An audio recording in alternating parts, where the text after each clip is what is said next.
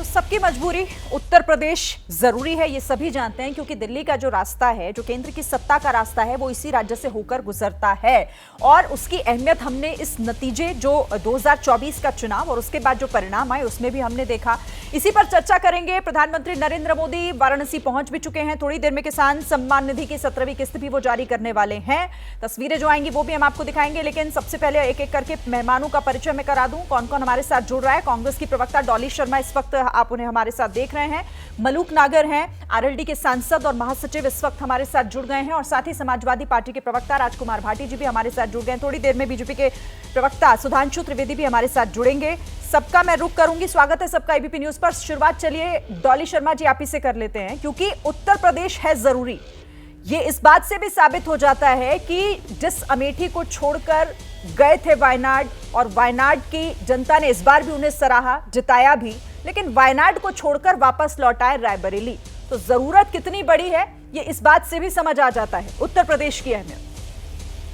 जी देखिए, रायबरेली से जिस तरीके से गांधी परिवार का 100 साल से पुराना रिश्ता है, लगातार वहां से राहुल गांधी जी के दादाजी, फिर उनकी दादी, फिर उनकी माताजी, सबने चुनाव लड़ा है। और ये बहुत महत्वपूर्ण और राहुल जी के लिए बड़ा आसान नहीं रहा होगा ये निर्णय, क्योंकि साउथ इंडिया से जो उन्हें प्यार मिलता आया है हमेशा, और साउथ इंडिया ने जो गांधी परिवार का सहारा बना है हमेशा, साउथ इंडिया हमेशा उनको जो प्यार और मान सम्मान दिया है वो भी किसी से छुटा हुआ नहीं है। राहुल जी ने खुद कहा कि अब वायनाड को दो सांसद मिलेंगे, प्रियंका जी के रूप में, और राहुल जी जो लगातार वहां जाते रहेंगे।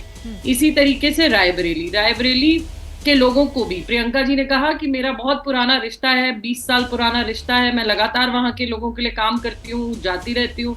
तो रायबरेली को भी प्रियंका जी और राहुल जी दोनों का साथ मिलेगा। चलिए ठीक है, लेकिन इसको लेकर भी सवाल उठ रहे हैं। वायनाड को धोखा देने की बात भी की जा रही है, उस पर मैं आपसे बात करूंगी, लेकिन पहले जरा सुधांशु त्रिवेदी जी आपका रुख कर लेते हैं, क्योंकि उत्तर प्रदेश में एक बहुत बड़ा मैसेज जनता ने आप लोगों को भी दिया। ये साफ तौर पर नतीजों के बाद इस बात की चर्चा सबसे ज्यादा हुई, क्योंकि वहां आपको झटका बड़ा लगा।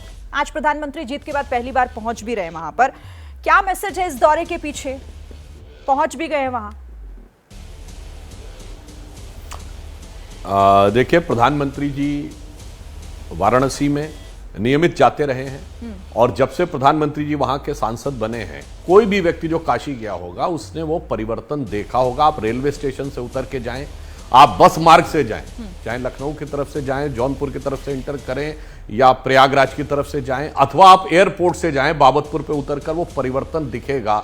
काशी विश्वनाथ के अंदर वो परिवर्तन दिखेगा, चाहे रुद्राक्ष जैसा ऑडिटोरियम हो, या स्टेडियम बनना हो, या जो अन्य प्रकार की भी चीजें वहां पर विकास की हुई और समूचे पूर्वांचल में। तो मुझे लगता है कि वो दर्शाता है कि प्रधानमंत्री जी के मन में उस क्षेत्र के प्रति किस प्रकार का अगाध स्नेह है, और जनता ने भी उसी प्रकार से उन्हें लगातार वह आशीर्वाद दिया है।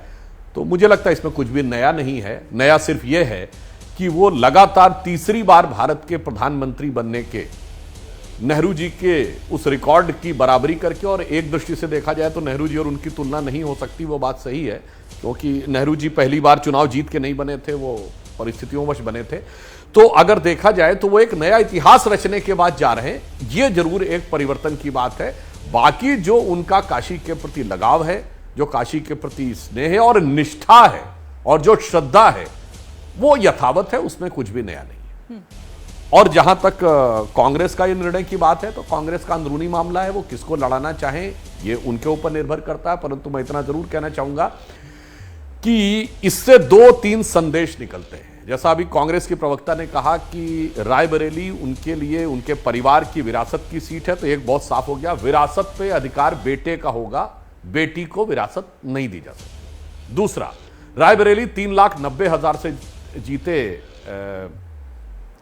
राहुल गांधी जी, और अखिलेश जी 1,70,000 से जीते कन्नौज। मतलब बहुत साफ है कि कांग्रेस का वोट ट्रांसफर नहीं हो पाया, सपा का वोट ट्रांसफर हो गया। तो दूसरा इसमें खतरा भी था कि दोबारा चुनाव होता, और अब इस चीज को समाजवादी पार्टी किस ढंग से देखती, और कितना वोट ट्रांसफर होता नहीं होता, क्योंकि बात सही, अगर पहले कॉन्फिडेंस होता तो पहले भी लड़ सकते थे।